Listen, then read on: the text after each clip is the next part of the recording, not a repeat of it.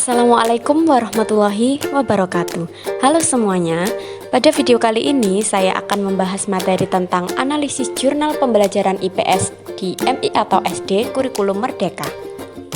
Sebelum membahas materi, saya akan memperkenalkan diri terlebih dahulu. Perkenalkan, nama saya Wahyu Dwi Elsinta dengan NIM 1262052132118 dari kelas PGMI 5D. Di sini saya akan mereview jurnal dengan judul Assessment sebagai alat evaluasi dalam implementasi kurikulum Merdeka Belajar di SDN 1 Ngawonggo. Nama jurnal Proceeding Series of Educational Studies Volume 1 Nomor 2 halaman 274-281. Nama penulis Ramadhani Eva Yunizar dengan jumlah paragraf abstrak 1 paragraf dengan ukuran spasi 1,0. Yang pertama yaitu uraian abstrak. Assessment atau sering disebut sebagai penilaian adalah proses atau kegiatan yang sistematis yang dapat mengumpulkan informasi tentang proses dan hasil evaluasi belajar siswa sesuai dengan kriteria dan standar yang berlaku. Metode penelitian yang digunakan adalah menggunakan metode deskriptif kualitatif yang digunakan untuk mengumpulkan bahan pustaka, membaca dan menganalisis hasil, serta mengidentifikasi metodologi penelitian dan juga menggunakan metode wawancara. Fokus penilaian ini adalah diagnostik, yang berarti diagnosis siswa dan pemahaman siswa prasyarat, dengan keyword jurnal, penilaian, asesmen, evaluasi, kurikulum, merdeka.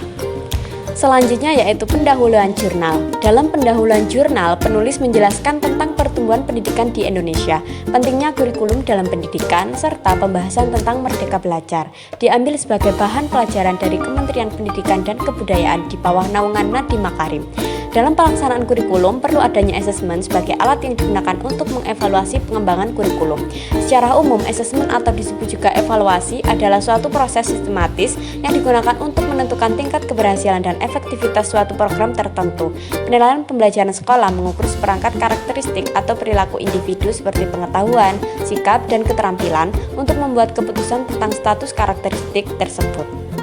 Selanjutnya yaitu tujuan penelitian. Tujuan penelitian ini adalah untuk mengetahui bahwa asesmen sebagai alat evaluasi pembelajaran pada kurikulum merdeka. Selanjutnya metode penelitian. Penulis menggunakan pendekatan kualitatif deskriptif dalam penelitian ini. Penelitian deskriptif kualitatif yaitu proses pemecahan masalah yang digunakan untuk memprediksi atau mengantisipasi situasi sosial yang akan datang yang diteliti secara menyeluruh dan ekstensif dengan mengumpulkan, membaca, dan menyimpan berbagai informasi perpustakaan dan mengolah bahan penelitian menjadi sebuah rangkuman dan juga menggunakan metode wawancara. Selanjutnya yaitu hasil penelitian dan pembahasan. Menurut pendapat narasumber, pengertian penilaian yang sebenarnya adalah penilaian autentik meliputi aspek pengetahuan, aspek kompetensi, dan penilaian yang dilakukan secara berkesinambungan. Dan guru mengevaluasi hasil belajar siswa menggunakan alat penilaian yang dikembangkan dalam RPP berupa kriteria ketuntasan minimal atau KKM untuk setiap jenjang kelas. KKM digunakan sebagai patokan nilai yang digunakan sebagai hasil evaluasi siswa SDN 1 Ngawonggo. Definisi asesmen. Asesmen atau evaluasi adalah proses atau kegiatan sistematis yang secara terus-menerus mengumpulkan informasi tentang proses pendidikan dari peserta didik. Tujuan asesmen, tes diagnostik, terutama untuk diagnosa seperti pemahaman keterampilan dasar siswa dan siswa prasyarat. Diagnostik asesmen adalah penilaian yang dibuat khusus untuk mengidentifikasi kebutuhan, keterampilan, dan kekuatan siswa, sehingga instruksi dapat disesuaikan untuk memenuhi kebutuhan tersebut guna memaksimalkan keberhasilan siswa. Pengembangan literasi asesmen. Literasi asesmen dapat diartikan sebagai pemahaman prinsip dari asesmen.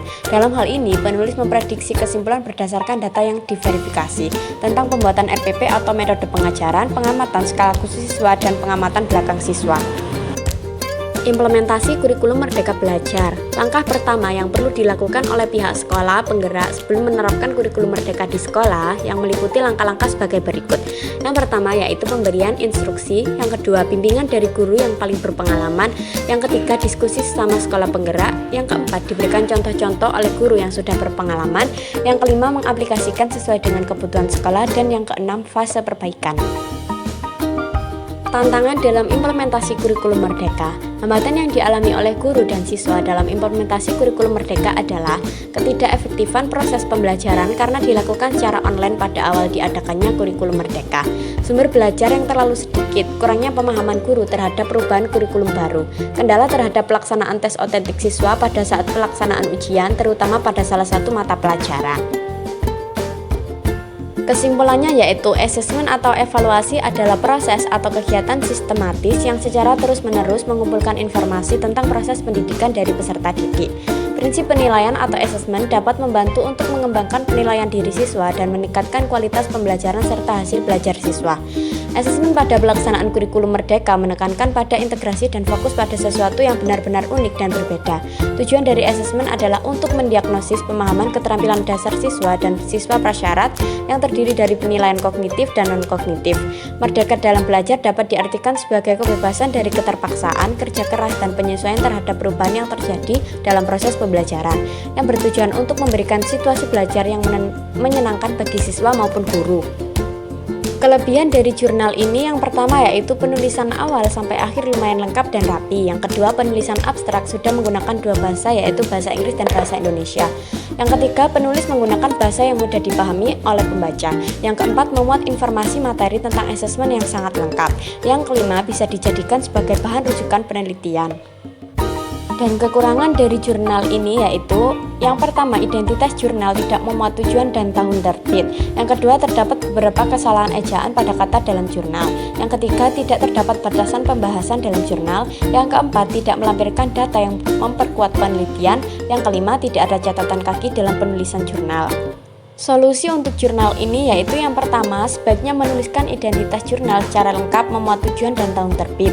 Yang kedua, memeriksa kembali tulisan dan ejaan-ejaan pada kata dalam jurnal. Yang ketiga, memberikan batasan pembahasan dalam jurnal. Yang keempat, sebaiknya melampirkan data yang memperkuat penelitian. Dan yang kelima, menuliskan catatan kaki dalam penulisan isi jurnal. Baik, itulah tadi penyampaian materi dari saya. Bila ada kurangnya saya mohon maaf. Atas perhatiannya saya ucapkan terima kasih. Sampai jumpa pada video selanjutnya. Wassalamualaikum warahmatullahi wabarakatuh. Dadah, bye-bye.